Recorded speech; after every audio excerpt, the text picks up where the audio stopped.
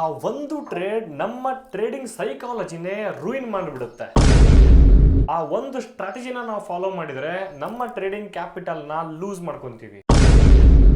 That is round of strategy. ಬೆಳಗ್ಗೆಯಿಂದ ನೀವು ಟ್ರೇಡಿಂಗ್ನ ಮಾಡಿ ಒಂದು 9,000 10,000 ಚಿಲ್ಲರೆ ಅಮೌಂಟ್ನ ಕ್ಯಾಪಿಟಲ್ ಮಾಡಬೇಕು ಅಂತ 9,950 ಅಥವಾ 70 ರೂಪಾಯಿನ ಮಾಡಿಬಿಟ್ಟಿರ್ತೀರ. ಕೊನೆಗೆ 10,000 ರೀಚ್ ಆಗಲಿಕ್ಕೆ ಕೇವಲ ಬೇಕಾಗಿರೋದು ಒಂದು 50 ರೂಪಾಯಿಂದ 100 ರೂಪಾಯಿ ಬೇಕಾಗಿರುತ್ತೆ.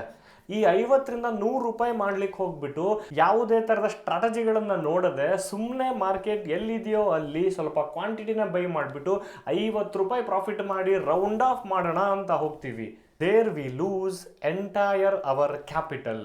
ಆ 50 ರೂಪಾಯಿ 100 ರೂಪಾಯಿ ಪ್ರಾಫಿಟ್ನ ಮಾಡ್ಲಿಕ್ಕೆ ಹೋಗಿ ಆ ಟ್ರೇಡಲ್ಲಿ ಒಂದು 2-3 ಸಾವಿರ ರೂಪಾಯಿ ಕಳ್ಕೊಂಡ್ಬಿಡ್ತೀವಿ.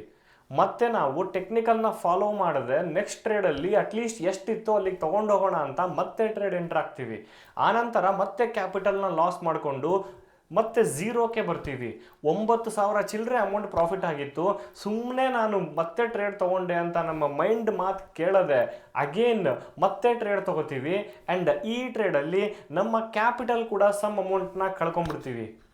ನಂತರ ಯಾವುದೇ ಟೆಕ್ನಿಕಲ್ನ ಫಾಲೋ ಮಾಡದೆ ಸಿಕ್ಕಲ್ಲಿ ಎಂಟ್ರಿ ಆಗ್ಲಿಕ್ಕೆ ಹೋಗಿ ಹೀರೋ ಆರ್ ಝೀರೋ ಕಾಲ್ ತಗೊಂಡು ಎಂಟೈರ್ ಕ್ಯಾಪಿಟಲ್ನ ಲಾಸ್ ಮಾಡ್ಕೊತೀವಿ.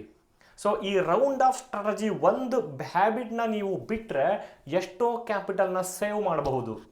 ಔಟ್ ಆಫ್ 5 ಟೈಮ್ಸ್ 1 ಟೈಮ್ ನೀವು ರೌಂಡ್ ಆಫ್ ಆಗಬಹುದು, ಇನ್ನು 4 ಟೈಮ್ಸ್ ನೀವು ಫೇಲೇ ಆಗ್ತೀರಾ. ಯಾಕೆಂದರೆ ಈ 50 ರೂಪಾಯಿ ನಾವು ಮಾಡುವಾಗ ಟೆಕ್ನಿಕಲ್ನ ಫಾಲೋ ಮಾಡೋದಿಲ್ಲ.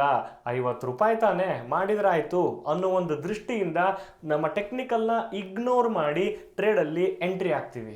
ನಿಮಗೂ ಈ ಥರ ಆಗಿದೆ ಅಂತಂದರೆ ಎಸ್ ಅಂತ ಕಮೆಂಟ್ ಮಾಡಿ. ಇದನ್ನು ಯಾವ ಥರ ಕಂಟ್ರೋಲ್ ಮಾಡ್ಕೋಬಹುದು ಅನ್ನೋದನ್ನು ಮುಂದಿನ ಪಾರ್ಟಲ್ಲಿ ತಿಳ್ಕೊಳ್ಳೋಣ. Thank you.